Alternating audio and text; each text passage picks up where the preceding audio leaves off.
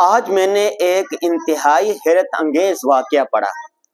وہ واقعہ یہ تھا کہ کویت میں قاضی کی عدالت میں ایک بوڑھا آدمی پیش ہوا۔ قاضی نے پوچھا کہ آپ کا مقدمہ کس کے خلاف ہے؟ اس نے کہا کہ میرا مقدمہ میرے بیٹے کے خلاف ہے۔ میں بوڑھا ہو گیا ہوں اور میرا مطالبہ یہ ہے کہ میرا بیٹا اپنی وسعت، اپنی استعداد کے مطابق مجھے میرا خرچہ دے تاکہ میں زندگی گزر بسر کر سکوں۔ جب سے میں نے یہ واقعہ پڑھا میں انتہائی پریشان اور انتہائی ایک قسم کا دکھ ہو رہا ہے۔ وہ والدین جس نے اپنی اولاد کو اللہ سے رو رو کر مانگا ہوتا ہے۔ میں خود صاحب اولاد ہوں۔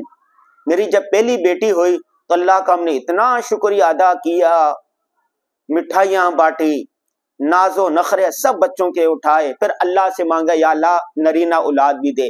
جب بیٹا پیدا ہوا میری بیگم کا، میرے گھر والوں کا، میرے والدین کا، سب کے خوشی کا سما تھا۔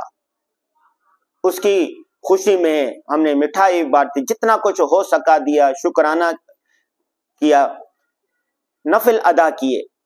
بچے کو کس طرح چھوٹا چھوٹا ہو کے اس کو پالا پوسا بڑا کیا۔ وہ بیمار ہو جاتا تھا۔ بچہ جب کسی کا چھوٹا بیمار ہو جائے تو والدین کو نیند نہیں آتی۔ کتنے ارمانوں کے ساتھ ان کو بڑا کیا، اور یہی بیٹا اگر بڑا ہو کر کمانے لگ جائے، شادی شدہ ہو جائے، صاحب اولاد ہو جائے، وہ بوڑھا جو صرف اتنا مطالبہ کر رہا ہو کہ مجھے کھانے پینے کے لیے کچھ پیسے دے دو، اور وہ بچہ نہ دیتا ہو، اس کا سگا بیٹا نہ دیتا ہو، تو اس والدین کے دل پر کیا گزرتی ہے آپ ذرا تصور کریں۔ آج آپ گھر گھر میں دیکھ لیں کہ والدین ذلیل ہو رہے ہیں، رو رہے ہیں، پریشان ہو رہے ہیں، اولاد کے ہاتھوں دکھی ہیں۔ حالانکہ اللہ تبارک و تعالیٰ نے قرآن پاک میں کہا وَلَا تَقُلْ لَهُمَا اُف، اپنے والدین کی اگر کوئی بات ناگوار گزرے تو ان کے سامنے اف تک نہ کہو تاکہ ان کو اذیت نہ ہو۔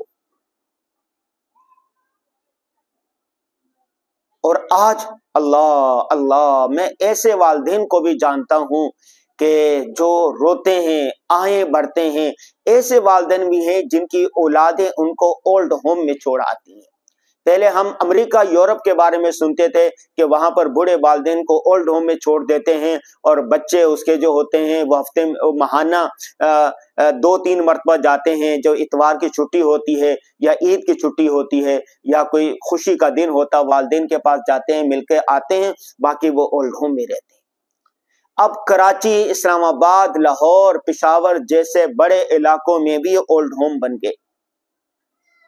ڈیفنس میں ہمارے ایک دوست تھے، ہم ان کے پاس گئے تو اس کے والدین نے روتے ہوئے بتایا کہ میرا بیٹا صبح نوکری پر جاتا ہے، شام کو آتا ہے۔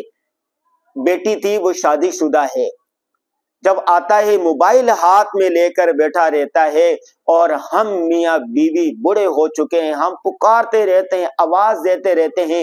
اس نے نوکر رکھا ہوا، نوکرانی رکھی ہوئی ہے، جو وہ آتے ہیں بیٹے کو ہم دیکھنے کے لیے ترس جاتے ہیں، آواز سننے کے لیے ترس جاتے ہیں۔ ہمارے پاس کوئی 1-2 لمحے کے لیے آتا ہے، کہتا ہے کہ تمہیں ساری چیزیں تو مل رہی ہیں نا، کھانا مل رہا ہے، پینا مل رہا ہے، دوائی مل رہی ہے، اب تمہیں کیا مسئلہ ہے؟ اس نے کہا مجھے سب سے زیادہ جو دکھ ہے اس بچے کے، اپنے بیٹے کے کرخ لہجے پر ہے، تلخ لہجے پر ہے، غصے والے لہجے پر ہے۔ یہ بیٹا جب چھوٹا تھا تو کس طرح ان کو پالا ہم نے، اور آج یہ بیٹا جب ہم بڑے ہو گئے ہیں، یہ توانا ہو گیا ہے، تو آج ہمارے سامنے اس لب و لہجے کے ساتھ یہ بات کرتا ہے۔ اس کے آنسو تھے، رک نہیں رہے تھے۔ گھر گھر میں والدین رسوا ہو رہے ہیں، پریشان ہو رہے ہیں۔ نوجوان یاد رکھیں کل آپ نے بھی بوڑھا ہونا ہے۔ وہ کہتے ہیں نا کہ ایک آدمی اپنے والد کو اٹھا کر سمندر میں پھینکنے کے لیے لے کے جا رہا تھا۔ اس نے کہا بیٹا یہاں نہ پھینکے، تھوڑا آگے پھینکے، اس لیے کہ میں نے اپنے والد کو یہاں پھینکا تھا۔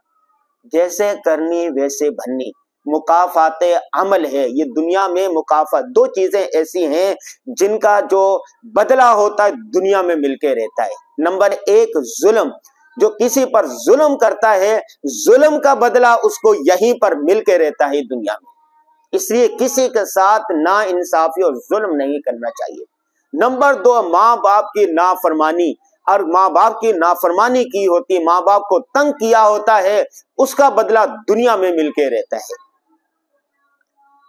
کہتے ہیں کہ جو شخص چاہتا ہے کہ مالدار ہو، مال و دولت ہو، نعمتیں ہوں، سہولت سے رہے، سکون سے رہے، اطمینان سے رہے، اس کو چاہیے کہ وہ اپنے ماں باپ کی خدمت کرے۔ ماں باپ کی خدمت، ماں باپ سے یہ نہ کہے کہ امی میرے لیے دعا کر، بابا میرے لیے دعا کر، ایسے کام کریں کہ ماں باپ کے دل سے آپ کے لیے دعائیں نکلیں۔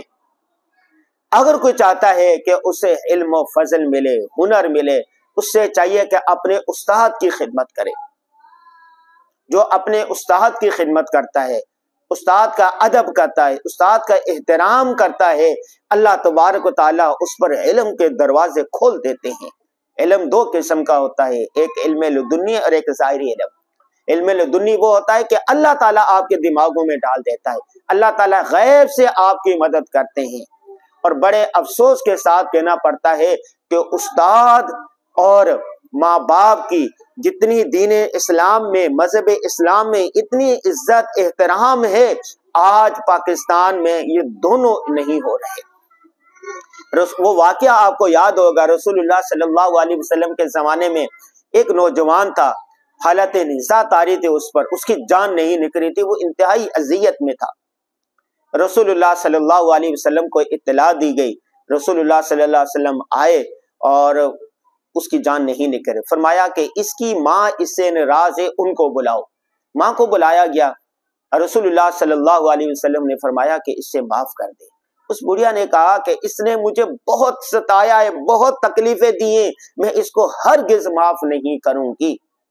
رسول اللہ صلی اللہ علیہ وسلم نے صحابہ کو حکم دیا لکڑیاں جمع کرو، لکڑیاں جمع کی گئی، اور بعد میں فرمایا کہ اگر تم نے اس سے معاف نہ کیا تو لکڑیاں جلا کر اس کو اس میں جلا دیا جائے۔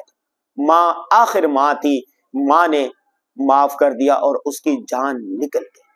ماں باپ کی تکلیف دینے کا، ماں باپ کی نافرمانی کا وبال اس کو یہاں تک ملتا ہے۔ کہتے ہیں کہ جو آدمی صلہ رحمی کرتا ہے، رشتہ داروں کے ساتھ آسانیوں کے معاملہ کرتا ہے، اللہ تبارک و تعالیٰ ان کو بڑے برے حادثات سے بچاتے ہیں، اس کو سہولتیں دیتے ہیں، اس کی عمر میں برکت ہو جاتی ہے۔ جو ماں باپ کی خدمت کرتا ہے اللہ تبارک و تعالیٰ اس پر راحت کے، مال و دولت کے، علم و فضل کے دروازے کھول دیتا ہے۔ تو آج یہ بہت ساری نعمتیں ایسی ہیں کہ جن کا ادراک نعمت کے چھن جانے کے بعد ہوتا ہے۔ وہ کہتے ہیں نا کہ صحت ایسی نعمت ہے، جب چھن جاتی ہے تو پھر صحت کا ادراک ہوتا ہے کہ صحت اللہ کی کتنی بڑی نعمت ہے۔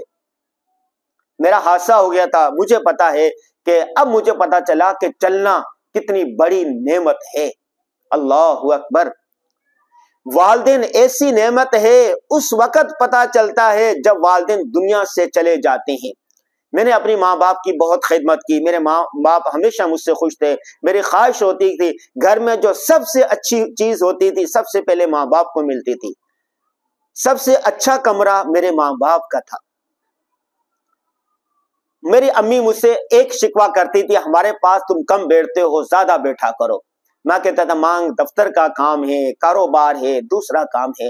جب پچھلے سال میری والدہ دنیا سے چلے گئی، ہارٹ اٹیک ہوا، اچانک چلے گئی، ایک ہفتے بعد میرے ابا جی بھی دنیا سے چلے گئے، تو آج میں روتا ہوں، آہیں بھرتا ہوں، میں کہتا ہوں کاش میں سارا کام چھوڑ دیتا، نوکری چھوڑ دیتا، ماں باپ کے ساتھ، ماں باپ کے گھٹنے سے لگ کر بیٹھا رہتا۔ حدیث پاک ہے کہ ماں باپ ساتھ بیٹھے ہوں، کوئی اس کو پیار کی نگاہ سے، محبت کی نگاہ سے بیٹا اس کو دیکھے، ایک مقبول حج عمرے کا ثواب اس کو ملتا ہے۔ تو آپ سے گزارش ہے کہ جن کے ماں باپ زندہ ہیں، ماں باپ کی قدر کریں، نافرمانی کا تو سوچیں بھی نہیں۔ جن کے ماں باپ فوت ہو چکے ہیں، روزانہ قرآن پڑھ کر ان کی طرف سے صدقہ دے کر ایصال ثواب کیا کرے، ان کے لیے مغفرت کی دعا کیا کرے، اللہم رب رحمہما کما ربیانی صغیرہ، یہ کہا کر یا اللہ ان پر رحم فرما، ان کے درجات بلند فرما۔ ماں باپ کے اتنے احسان ہے کہ احسان تلے ہم دبے ہوئے ہیں، اس کا ہلکا سا احسان یوں چکایا جا سکتا ہے کہ آپ ان کے لیے ایصال ثواب کریں۔